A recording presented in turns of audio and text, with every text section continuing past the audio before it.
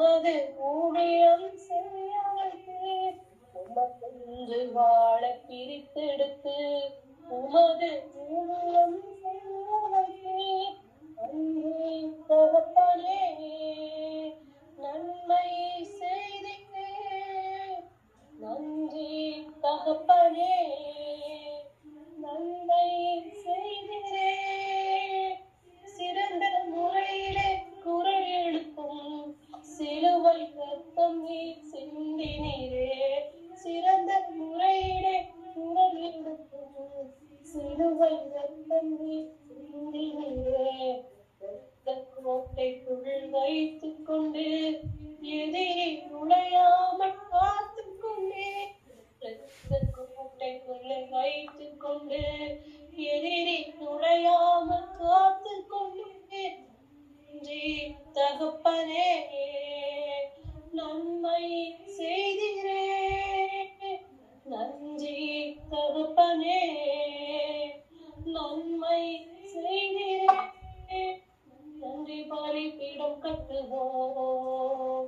நல்ல தெய்வம் நன்மை செய்தார். இருளின் அதிகாரம் அகற்றுவீர். ஏத்து அரசுக்குள் சேர்த்து விட்டீர். இருளின் அதிகாரம் அகற்றுவீர். ஏத்து அரசுக்குள் சேர்த்து விட்டீர். உமக்கு சொந்தமாய் வாங்கி கொண்டு உண்மை சொத்தாக வைத்துக் கொண்டே. உமக்கு சொந்தமாய் வாங்கி கொண்டு உரிமை சொத்தாக வைத்துக் கொண்டே. நன்றி தகப்பனே. நன்மை செய்திரே. நன்றி தகப்பனே.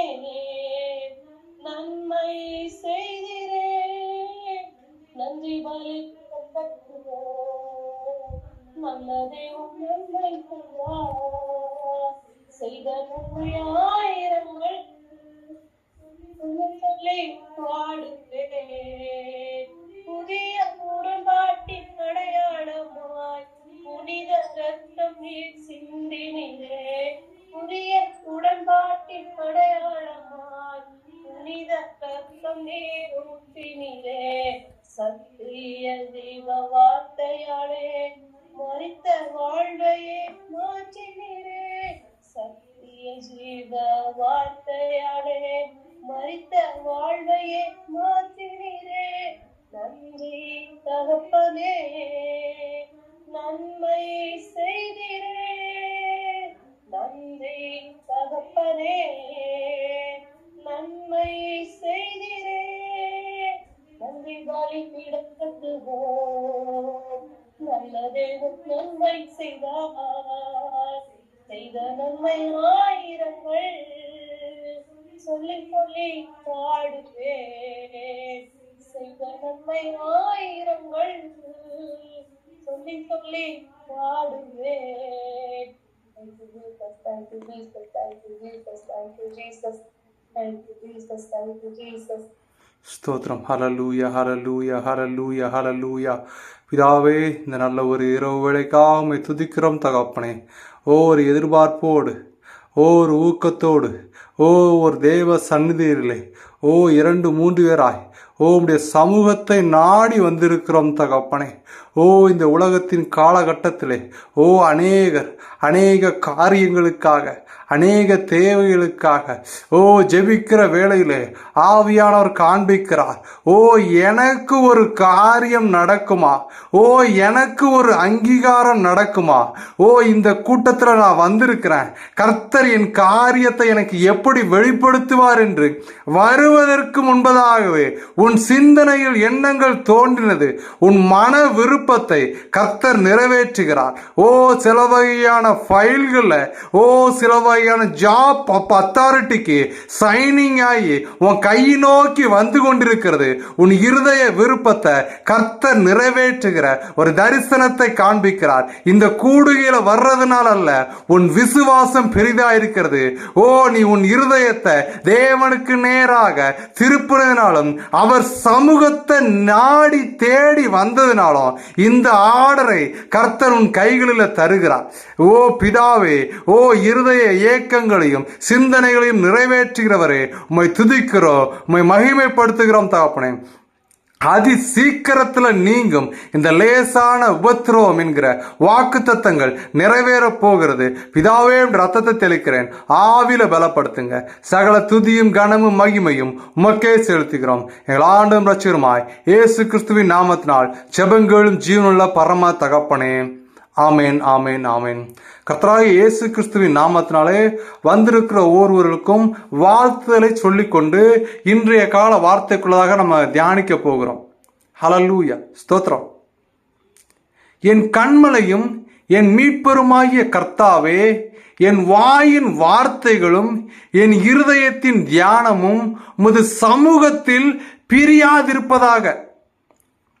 சங்கீதக்காரன் சொல்லும் போது ஹல்லேலூயா, இந்த வசனத்தை எழுதுகிற தேவ மனுஷன் சொல்லுகிறாரு, அவர்தான் கண்மலை.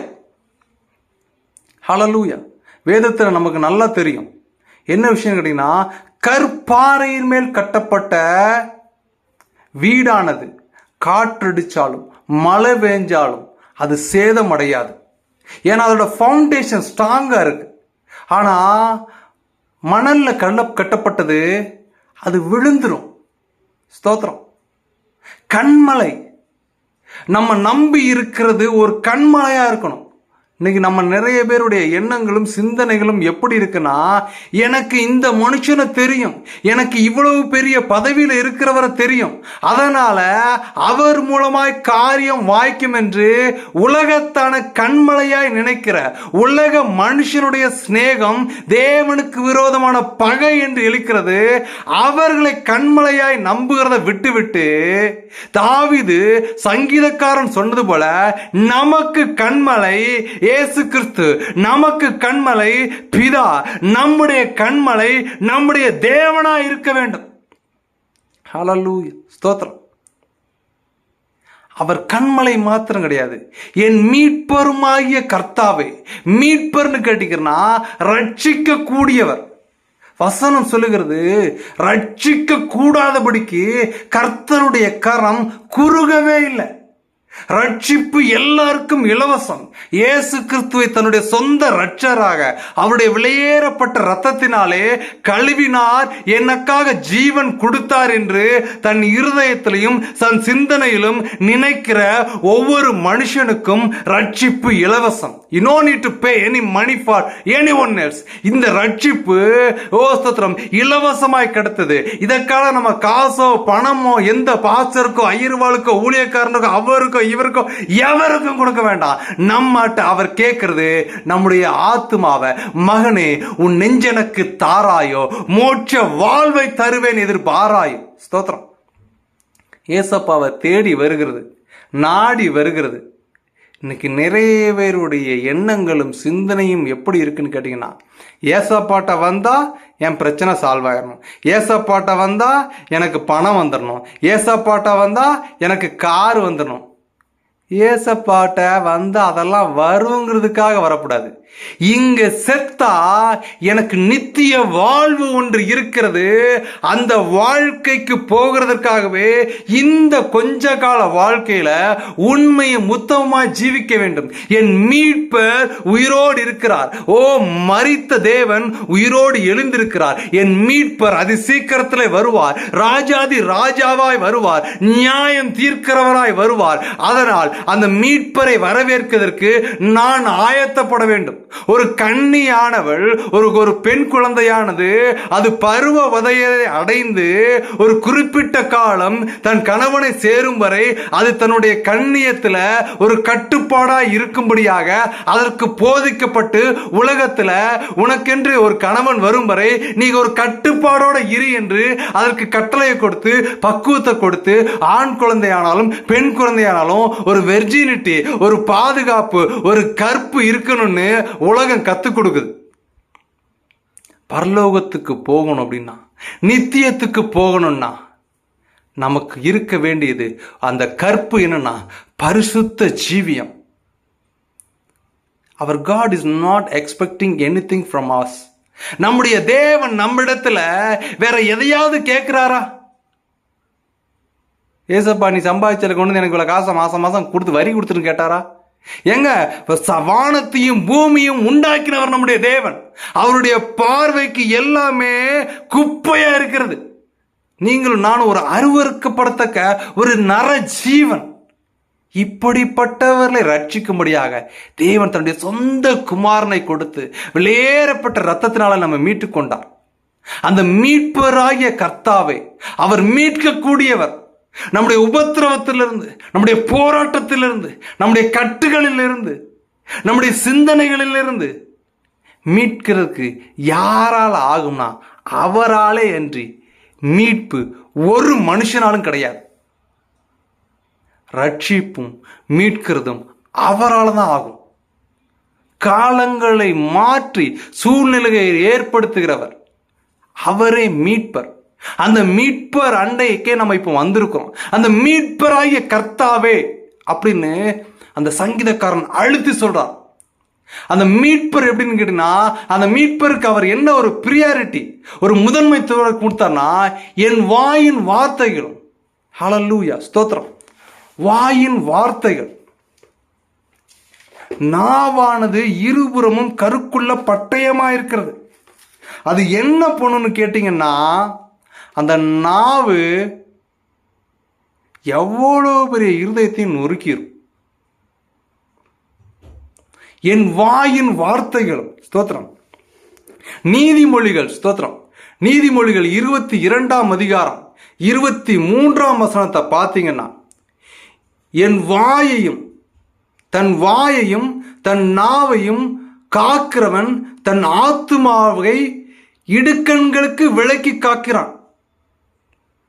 வாயை கொஞ்சம் அடக்கி ஆளணும். தன் வாயையும் தன் நாவையும் காக்கிறவன் தன் ஆத்துமாவை இடுக்கண்களுக்கு விலக்கி காக்கிறான். ஆத்துமா தாங்க வெளியேறப்பட்டது.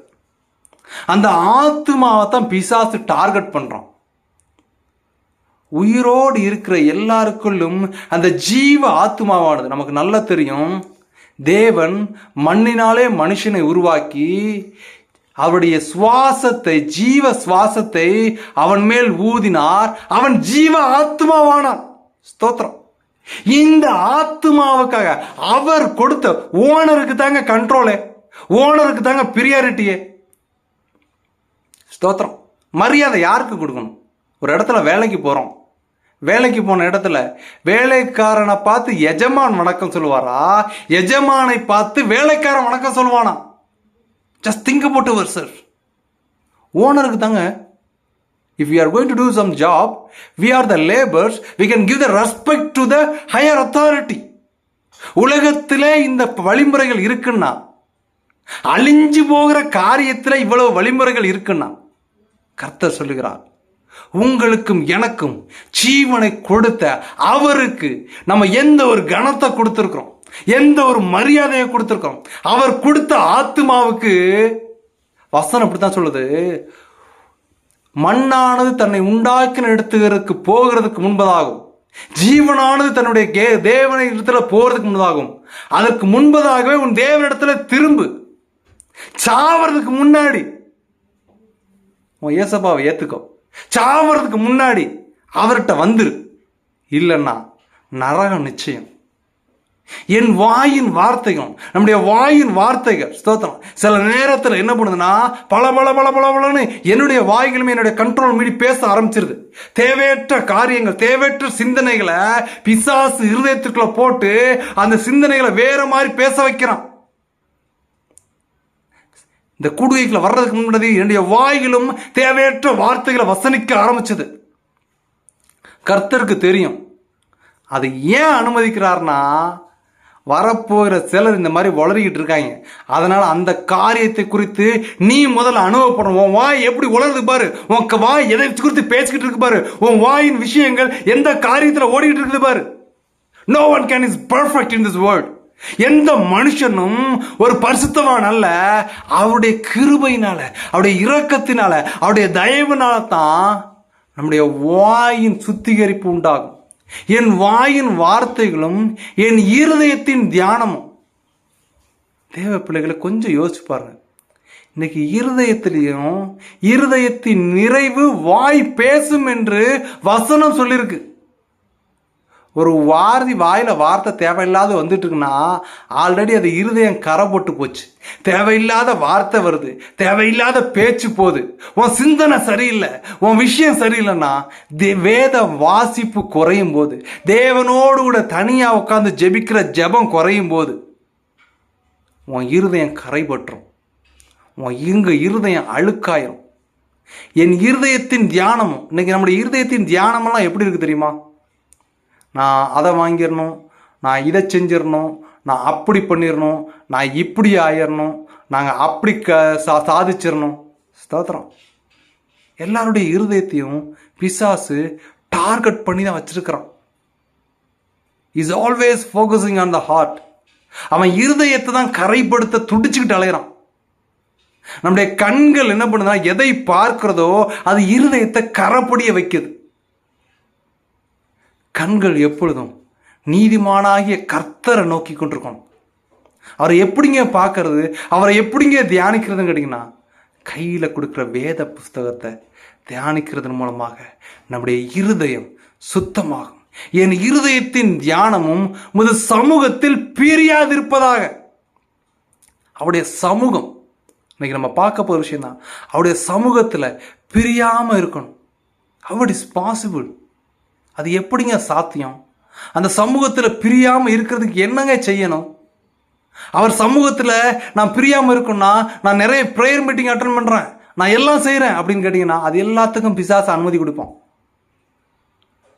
ஆனால் எதுக்கு அனுமதி கொடுக்க மாட்டான்னா, நீங்கள் உட்கார்ந்து ஒரு அரை மணி நேரம் பைபிளை வாசிக்கிறதுக்கு, ஒரு 10 செகண்ட் நீங்கள் ஜெபம் பண்ணுறதுக்கு அனுமதி கொடுக்கவே மாட்டான் பிசாசு.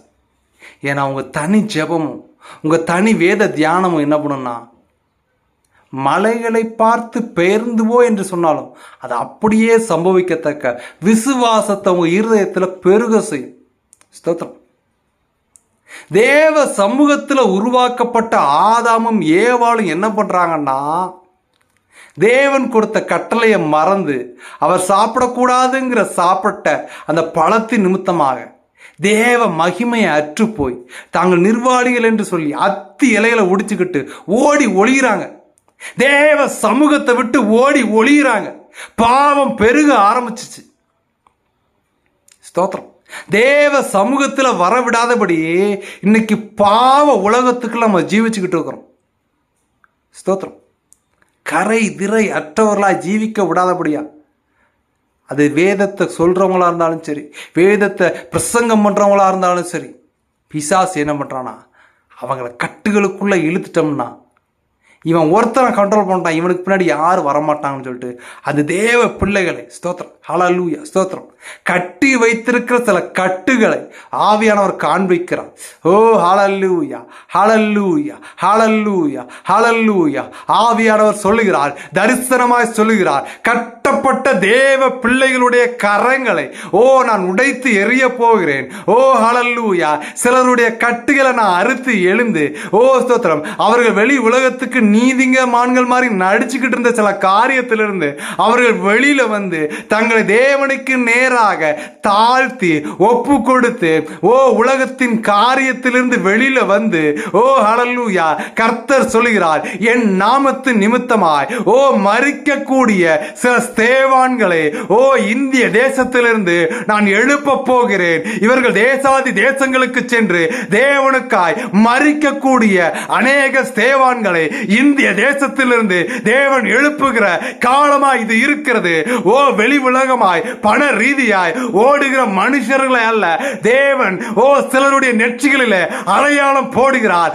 இந்த ஆண்டில தேவனுக்காய் எழும்பி சில தேசங்களில் போய் ரத்த சாட்சிகளாய் மரிக்கக்கூடிய ஒரு தேசத்தாய் தேவன் நம்முடைய தேசத்தை முன்குறித்திருக்கிறார். எழும்பி பிரகாசி தேவ பிள்ளையே, அவர்களுக்காய் ஜெபிச்சுக்கொள். ஹல்லேலூயா, ஸ்தோத்திரம்.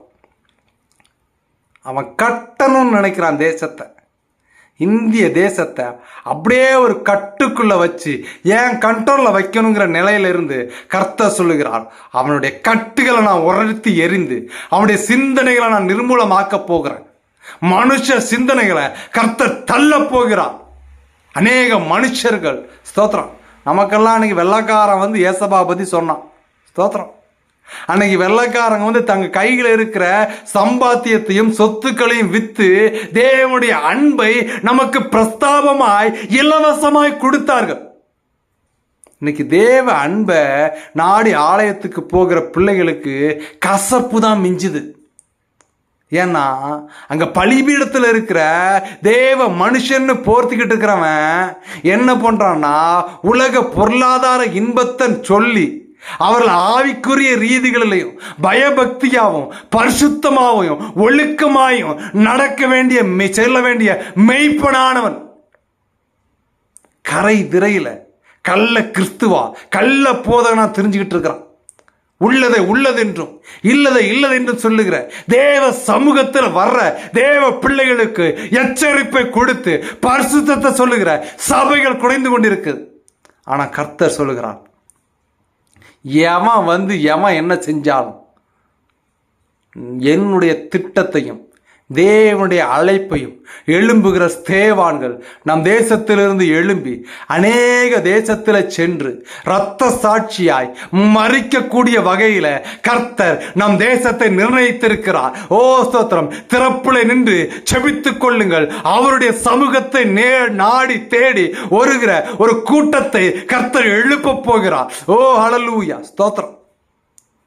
தேவ சந்நிதியை விட்டு ஓடுனாலும், ஆதாமும் ஏவாளும் ஏதேன் தோட்டத்தை விட்டு கர்த்தர் விரட்டினாலும், அவர்கள் மூலமாக சந்ததிகள் பிறக்கும் போது ஆபேல் தேவ சந்நிதியில ஓர் தேவ பக்தி உள்ளவனாய் தேவனை துதிக்கிறவனாய் அவருக்கு பிரியாரிட்டி கொடுக்கிறவனாய் எழும்புகிற வேளையில பிசாசு என்ன பண்றானா, உடன் சகோதரனை கொண்டு அவனை கொலை செய்கிறான். அவருடைய சமூகத்தில் விட்டு காயினும் விலகி போகிறான். ஸ்தோத்திரம். அடுத்தடுத்த சந்ததிகள். மோசே என்ன பண்றான்னு கேட்டீங்கன்னா, தேவ சமூகத்தில் இருந்து அவன் தேவனுடைய அந்த போர்த்திபால் வீட்டில் வளர்க்கப்பட்ட சூழ்நிலையிலையும் ஸ்தோத்திரம் பிசாசு என்ன பண்ண, இவன் ரட்சிக்க கூடியவன் சொல்லிட்டு அவனுக்கு விரோதமா என்ன பண்றான்னா, தன் கூட்டத்தில இருந்து நீ அந்த எகிப்தியனை கொண்டது மாதிரி எங்களையும் கொல்லு போயோன்னு சொல்லிட்டு மோசேக்கு பயத்தை கொடுத்து தேசத்தை விட்டு தேவனுடைய அன்பை பிரிக்கும்படியாக துரத்தி விட்டான். ஸ்தோத்திரம். ஆடு மேய்ச்சிக்கிட்டு இருக்க சூழ்நிலையிலும் காலங்கள் கடந்து போன சூழ்நிலையிலும் கர்த்தர் சொன்ன திட்டம் நிறைவேறுச்சு. அவன் என்ன பண்றானா, ஓ ஸ்தோத்திரம், மலையில எரிகிற ஒரு நெருப்பு செடியை கண்டு இது என்ன அதிசயமா இருக்கு, நெருப்பு பற்றி எரிகிறது ஆனா செடியோ எதுவுமே காணலன்னு சொல்லிட்டு அவன் தேவ சந்நிதியில வரும்போது, நீ நிற்கிற பூமி பரிசுத்த பூமி, உன் கால்களில் இருக்கிற பாதரட்சிகளை கலட்டி போட்டுன்னு சொல்லும்போது அவன் கலட்டி போட்டு தேவ சமூகத்துல வாரான். வருகிற வேளையில தேவ அன்பு மோசையோடு கொடுக்கப்பட்டுச்சு. ஆனாலும் அந்த அன்பையும் அவன் திட்டத்தையும் அவன் நிறைவேற்ற விடாதபடியாய் அவன் மாம்சிகம் எப்படி போராடுச்சுனா, நான் திக்குவாய் உள்ளவன், நான் மந்தனா உள்ளவன், என்னால இது முடியாது, என்னால இது ஆகாதுன்னு சொன்ன வேளையில கர்த்தர் அவனை முன்குறித்தார். வந்திருக்கிற தேவ பிள்ளையே, சத்தத்தை கேட்டுக்கிட்டு இருக்க தேவ பிள்ளையே, என் குடும்பத்துல காரியம் நடக்கல, நான் நினைக்கிற விஷயங்களை என்னால நிறைவேற்ற முடியலன்னா ஒன்னு செய். அவர் சமூகத்தை தானே நாடி தேடி ஓடிவா. அவர் சமூகத்தை எழுந்தவன அதிகாலையில எழுந்த உடனே முதல்ல அவருடைய வேதத்தை எடு.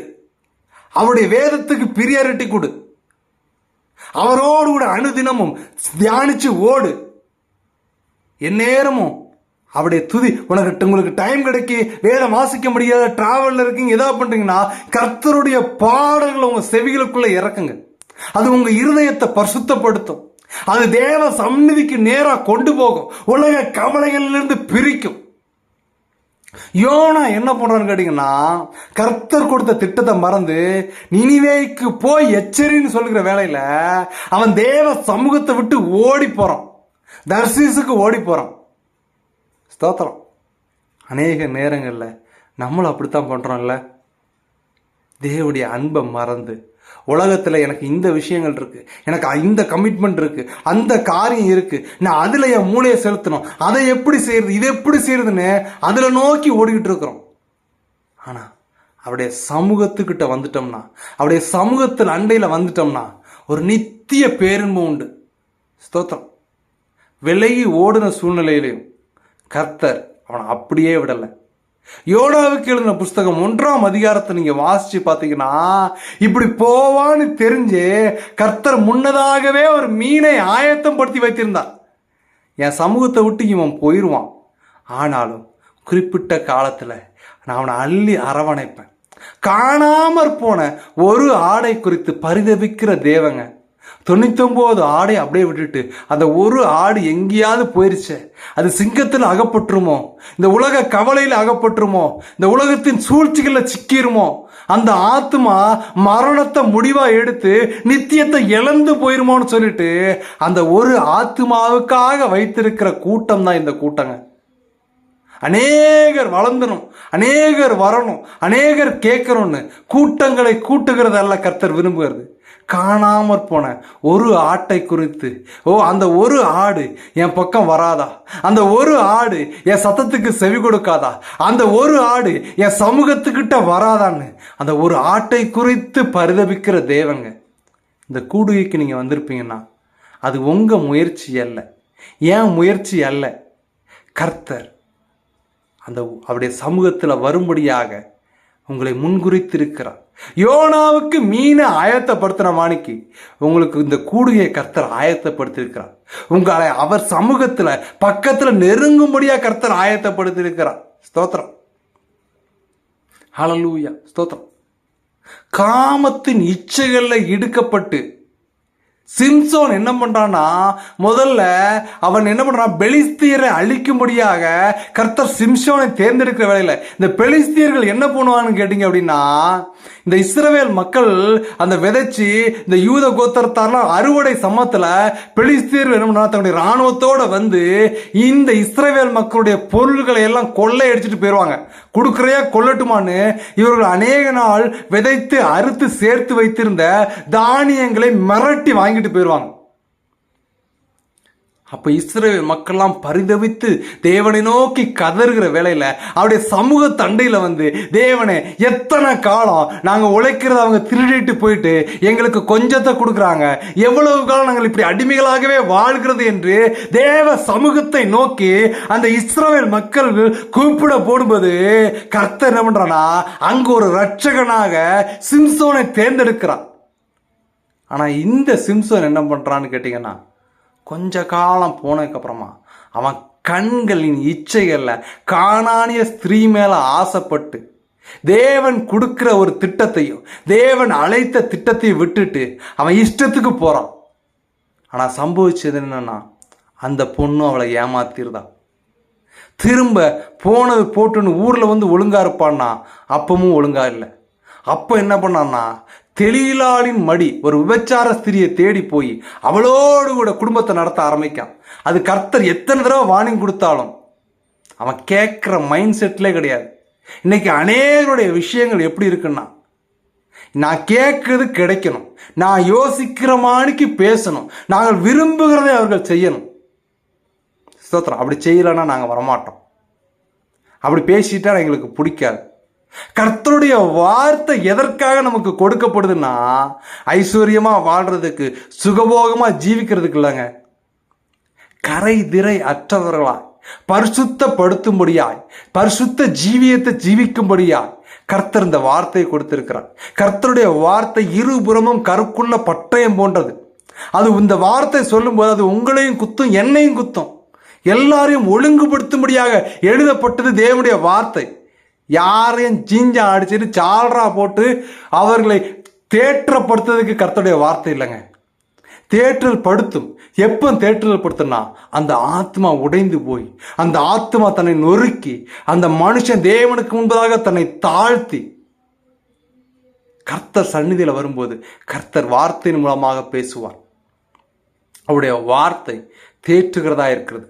அவருடைய சமூகம் போராட்டத்திலிருந்து, இந்த உலக கவலையிலிருந்து, உலகத்தின் சிக்கலிலிருந்து, உலகத்தின் பிரச்சனைகளிலிருந்து, எனக்கு மரணம் எப்போ சம்பவிக்குமோன்னு பயப்படக்கூடிய மனுஷனுடைய மரண கட்டுகளிலிருந்து எது விலக்கி காக்கணும்? அவருடைய சமூகம் தான் விலக்கி காக்கும்.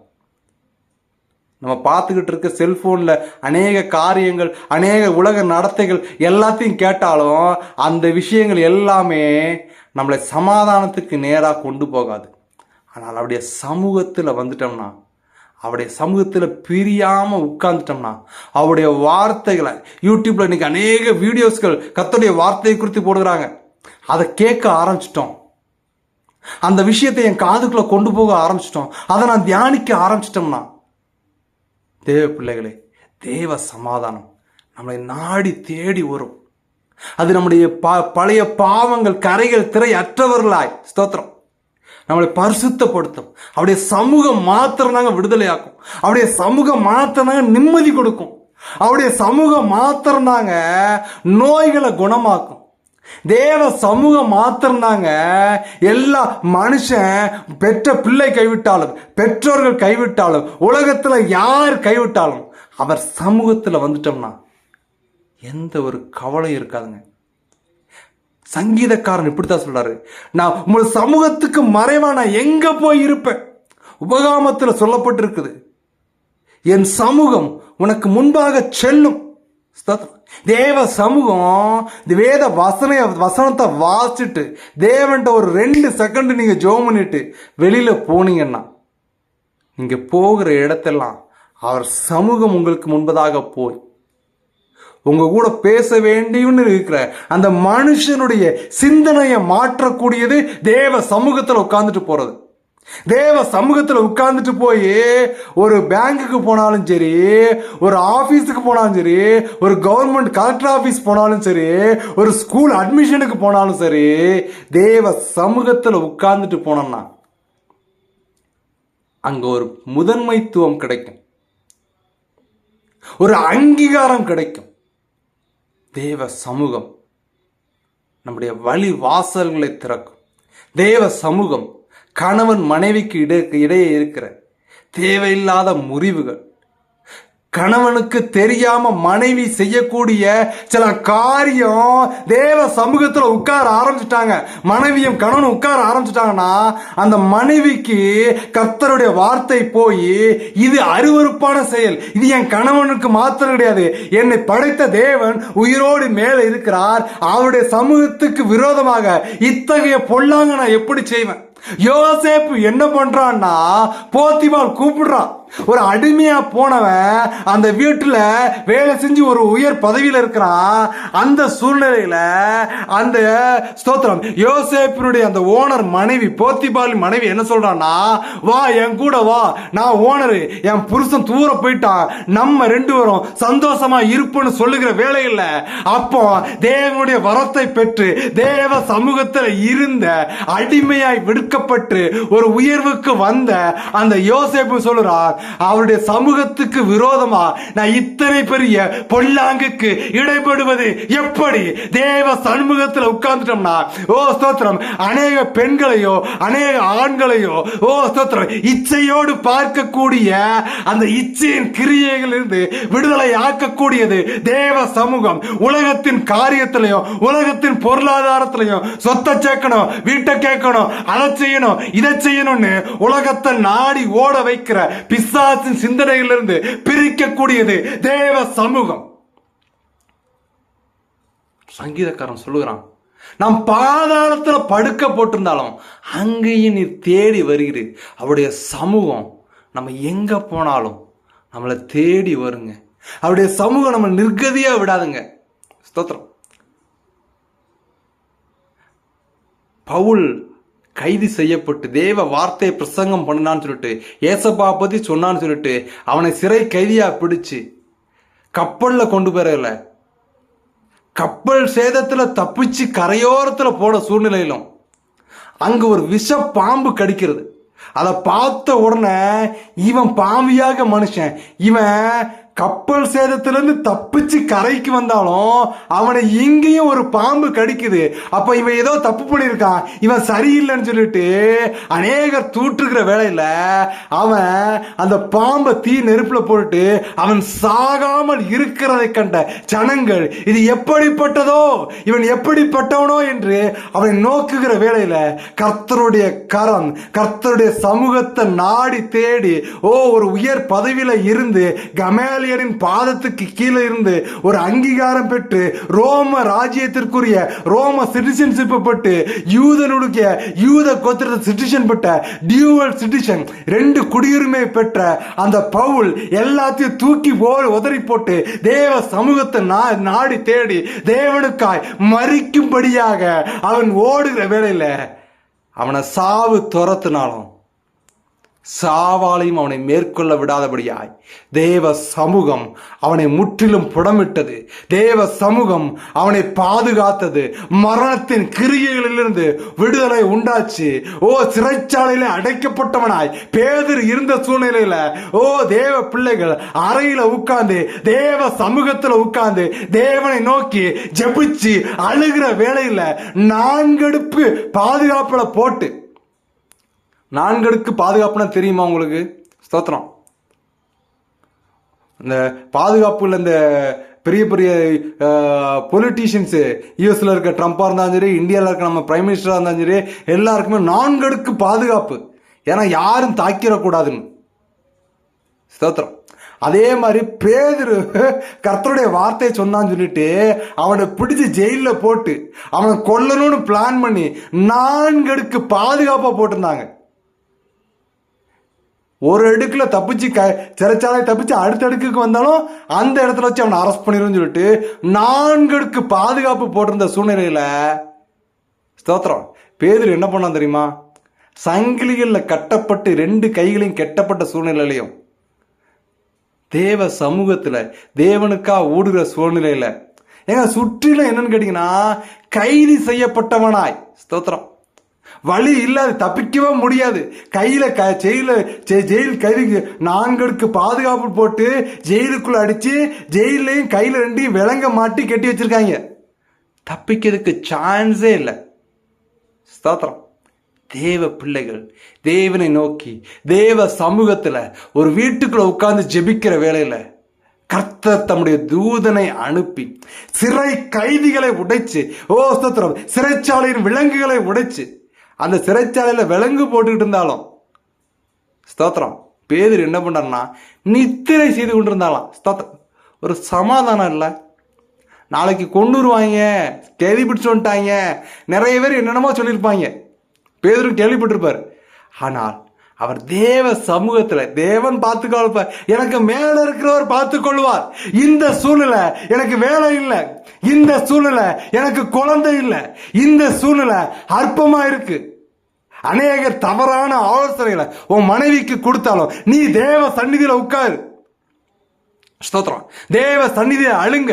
2 பேரும் கைகளை பிடித்துக் கொண்டு தேவன் எங்களை படைத்தார், எங்களை உருவாக்கினார், அவரால் செய்யக்கூடாத அதிசயமான காரியம் ஒன்று உண்டோ என்று அவர் சந்நிதியில அழு.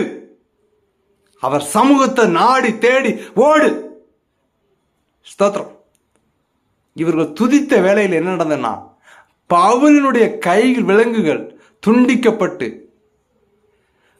4 அடுக்கு பாதுகாப்புலையும் கூட்டு கடந்து கொண்டு போய் தேவதூதன் அந்த வீட்டு பக்கத்துல போய் விடுறான். இப்ப நடந்து போங்கிறான். இத பார்க்கும்போது பேதுருக்கு என்ன விஷயம்னா ஒரு சொப்பனம் காண்கிறவன் போல இருக்குது. ஸ்தோத்திரம். தேவ பிள்ளையே, உன் சூழ்நிலைகளும் உன் சந்தர்ப்பங்களும் உங்களை தப்புவிக்க மாட்டாது. இந்த சூழ்நிலை என்னை விடுதலை ஆக்காதுன்னு நீ நினைச்சுக்கிட்டு இருப்பானா, உங்களுக்காய் துதிக்கும்படியாய் தேவனிடத்துல ஜெபிக்கும்படியாய் கர்த்தர் சில தேவ மனுஷங்களை ஏற்படுத்தி வைத்திருக்கிறார். நீங்க தேவனை நோக்கி துதிக்கிற வேளையில, தேவனை நோக்கி நாடி ஓடுகிற வேளையில கர்த்தர் என்ன பண்ணுவார்னு கேட்டீங்கன்னா, உங்கள் விலங்குகளை முறித்து எடுத்து தம்முடைய தூதனை அனுப்பி அவர் சமூகத்தை நாடி தேடி வந்திருக்கிறார். உங்களை அவர் திக்கற்றவராய் விடுவதில்லை. ஸ்தோத்திரம். சிறைச்சாலையின் கதவுகளை உடைத்தவர், மரித்தவனை உயிரோடு எழுப்பினவர், குஷ்ட ரோகிகளை சுகமாக்கினவர், திமிர்வாத கட்டுகளிலிருந்து விடுதலை ஆக்கினவர், பிசாசுகளை துரத்தினவர், அதிகாரம் உடையவர், ராஜாக்களை தள்ளி ராஜாக்களை ஏற்படுத்துகிறவர். அவ்வளவு பிரதானமான தேவன் உங்களுக்கும் எனக்கும் உண்டு. அவருடைய சமூகத்தை நாடு தேடி வந்திருக்கிற ஒவ்வொருத்தரையும் கர்த்தர் ஒரு அற்புதத்தை செய்யாமல் விடவே மாட்டார். அவருடைய சமூகம் நம்மளை எல்லா காரியத்திலிருந்து தப்புவிக்கும், இக்கட்டுகளிலிருந்து விடுதலை கொடுக்கும். அவருடைய சமூகத்தை மாத்திரம் நம்பி இருப்போம். அது நம்மளை எல்லா காரியத்திலிருந்து தப்புவிக்கும். அவரே தப்புவிக்கவர். அவராலே அன்றி ரட்சிப்பு வேற ஒருவராலும் இல்லை. நம்முடைய மத்தியில் இருக்கிற பிரதர் ரெஸ்டன் ஃபைனல் கர்த்தருடைய வார்த்தையை சொல்லி ஃபைனல் ப்ரேயர் பண்ணுவாங்க. பிரைஸ் லார்ட் தம்பி.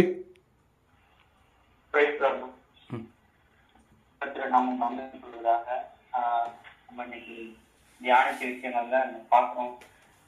நம்ம தியானம் என்னமா இருக்கு சொல்லி அண்ணா வார்த்தை கேட்டாங்க. நம்மளுடைய தியானம் என்னமா இருக்கு நம்ம பார்த்திருக்கோம். சங்கீதம் 1 எல்லாருமே நம்ம வாசிச்சிருக்கோம். அதுல பார்த்தோம்னா கர்த்தருடைய வேதத்தில் பிரியமா இருந்து இரவும் பகலும் ஒரு வேதத்தில் தியானமா இருக்கிற மனுஷன் பாக்கியவான் அப்படின்னு சொல்லிட்டு அந்த மனுஷனுக்குள்ள விஷயங்கள் தான் நம்ம அதுல நம்ம ரொம்ப தெரிஞ்ச வசனம் தான் அது. இது ஆசீர்வாதமா தான் நமக்கு இருக்கு. ஆனா அந்த ஆசீர்வாதம் நமக்கு இப்ப நம்ம ஏசப்பா வந்த அப்புறம் அந்த ஆசீர்வாதத்தை விட அவருக்காக ஓடுறதுதான் நம்ம முக்கியமான காரியமா இருக்கு. இன்னைக்கு காலையில நான் ஆபீஸ்க்கு லேட் ஆயிடுச்சு. அதனால அவசரமா நான் கிளம்புனேன். அப்ப கிளம்பிட்டு சங்கீதம் 96 நான் ஓபன் பண்ண சங்கீதம் 96 வந்துச்சு. அதுல இப்ப நான் படிக்கும்போது நான் ஃபுல்லா அந்த அதிகாரம் படித்தேன். அதுல பாருங்க 6வது வசனம் 96:6 மகிமையும் கனமும் அவர் சமூகத்தில் இருக்கிறது, வல்லமையும் மகத்துவமும் அவர் பரிசு தலத்தில் உள்ளது. நான் காலையில படிச்சுட்டு போனேன். படிக்கும்போது எனக்கு உணர்ந்தேன் நானு ஆண்டவர சமூகத்தை பத்தி. அப்புறம் இந்த அதிகாரம் ஃபுல்லா பார்த்தோம்னா நம்ம அண்ணா சொன்னார் யாருக்கு நம்ம கனம் கொடுக்குறோம் அப்படின்னு சொல்லிட்டு. இந்த அதிகாரம் வாசிச்சு பார்த்தீங்கன்னா தெரியும். அவருக்கு ஆண்டவருக்கு கனத்தை கொடுக்கணும், மகிமை கொடுக்கணும்னு சொல்லிட்டு நிறைய வசனங்கள் சொல்லியிருப்பாங்க. இதுல நீங்களுமே வாசிச்சு பாருங்க. இதுல இருந்து நான் என்ன சொல்ல வரேன், நான் உங்களுக்கு கன்ஃபார்மா சொல்றேன், இன்னைக்கு ஆண்டவர் நம்மள்கிட்ட அவர் சமூகத்தை பத்தி நம்மள்கிட்ட பேசியிருக்காரு. காலையில எந்த பேசியிருக்காரு நான் வாசிச்சிருக்கேன். எனக்கு ரொம்ப ஆச்சரியமா இருந்துச்சு. இப்ப நீங்களுமே உணர்ந்து கொள்ள வேண்டிய விஷயம், அவரோட சமூகம் ரொம்ப விளையாட்டுச்சதா இருக்கு. பவுல் பாம்பு கடிக்குது. ஆனா அவர் அதை சும்மா தூக்கி போட்டு நெட்ல போட்டு போயிட்டாரு. அப்ப நம்ம உலக ஆசீர்வாதத்துக்கு நம்ம காத்திருந்தோம்னா இந்த மாதிரி மகிமையான காரியங்கள்லாம் நம்ம எப்ப செய்யுது. ஒரு பாம்பு கட்டா கூட நமக்கு ஒன்னும் ஆகாது. அப்படிப்பட்ட ஒரு வல்லமையை நம்ம பயன்படுத்த ரெடியா இருக்காது. ஆனா நம்ம எப்படி இருக்கோம் அப்படின்னு சொல்லி நம்ம யோசிச்சு பார்ப்போம். நம்மளோட தியானம் என்னவா இருக்கு, ஆண்டோட வார்த்தை இருக்கு நமக்கு. அப்புறம் அவரோட சமூகம் ரொம்ப முக்கியமானதா இருக்குன்னு சொல்லிட்டு நம்ம பார்க்கணும். நீங்க அண்ணன் சொன்ன வசனங்களோட கூட சங்கீதம் 96 கூட படிச்சு பாருங்க. யாருக்கு நம்ம கனம் கொடுக்குறோம், யார் ஆண்டோட சமூகத்தை பத்தி எல்லாம் அங்க சொல்லியிருப்பாங்க. கர்த்தர் நாம் மகிமைப்படுவதாக. இந்த வார்த்தையின்படி நம்ம வாழ்வோம். நம்ம வாழ்க்கையில கண்டிப்பா கடைபிடிப்போம். ஆமே. வல்லம் இளவரே ஏசப்பா, இந்த இரவதிக்காக நன்றி. உங்களுடைய வல்லம் என்ற வார்த்தைகளால இதோட நீங்க பேசுனீங்க, அதுக்காக நாங்க நன்றி செலுத்துக்கிறோம். உங்களுடைய வார்த்தைகளை நாங்க பெற்றுக்கொள்கிற போதே ஏசப்பா நாங்க உங்களுடைய பிரசன்ஸ் நாங்க ரொம்பவே உணர்ந்தோம், ரொம்ப வல்லமையா நாங்க ஃபீல் பண்ணோம். அதற்காக உங்களுக்கு ரொம்பவே நன்றி ஆகுது. இதோ ஏசப்பா தியானித்த வசனங்களை நாங்க எங்க வாழ்க்கையில கண்டிப்பா கடைபிடிக்க எங்களுக்கு பலன்டாங்க. இதோ எங்க உலக காரியங்கள், கண்களின் இச்சைகள், இவைகள் எல்லாவற்றிலிருந்து நாங்க எங்களை பாதுகாத்துக்குள்ள எங்களுக்கு உதவி செய்யுங்க. நம்ம கண்களால காண்கிற விஷயங்களால எங்களுக்குள்ள பாவம் பிரவேசிக்காதபடி ஆண்டுகிறே. உங்களுடைய சமூகத்துல இருந்து பவுலை போல பேதுவை போல நாங்க ஒரு மிகப்பெரிய சாட்சி உள்ள வாழ்க்கை வாழ ரத்த சாட்சியாக உமக்காக மறிக்க எங்களுக்கு பலன்டாங்க. ஆவில எங்களை நடத்துங்க. ஆவில எங்களை நாங்க ஒவ்வொருவருமே பலப்பட எங்களுக்கு உதவி செய்யுங்க. இந்த கூடுதலுக்காக நன்றிப்பா. மீண்டும் உள்ள ஒவ்வொரு வேலையும் இப்ப பாதுகாப்பு பண்ணிக்கிறோம். உங்களுடைய விளையாட பெற்ற அன்புக்காக நன்றி. நீங்க நன்மை செய்யணும்னு எந்த ஒரு நிச்சயம், எந்த ஒரு கட்டாயம் கிடையாது. ஆனா நீங்க எங்களை அன்பு செய்யுங்க, எங்களுக்கு நீங்க கண்முகமா இருக்கீங்க. அந்த சிறுவைகளுக்காக நன்றிப்பா. நீங்க அன்பு செய்து பெரிய விஷயம் அன்பு, அதுக்காக நன்றிப்பா. அந்த அன்புக்கு நாங்க பாத்திரவான்களாக நடந்து கொள்ள எங்களுக்கு உதவி செய்யுங்க. இந்த அன்புக்காக நன்றி. எல்லாவற்றையும் நீங்க தேவன் இயேசு நாமத்தில் ஜெபிக்கிறேன் ஜீவன் நல்ல பிதாவே. ஆமென் ஆமென் ஆமென். ஆவே கர்த்தரை ஸ்தோத்திரி. என் முழுமை பரிசுத்த நாமத்தை ஸ்தோத்திரி. என் ஆத்மாவே கர்த்தரை ஸ்தோத்திரி. கர்த்தர் செய்த சகல உபகாரம் மறவாதே. ஆமென் ஆமென் ஆமென்.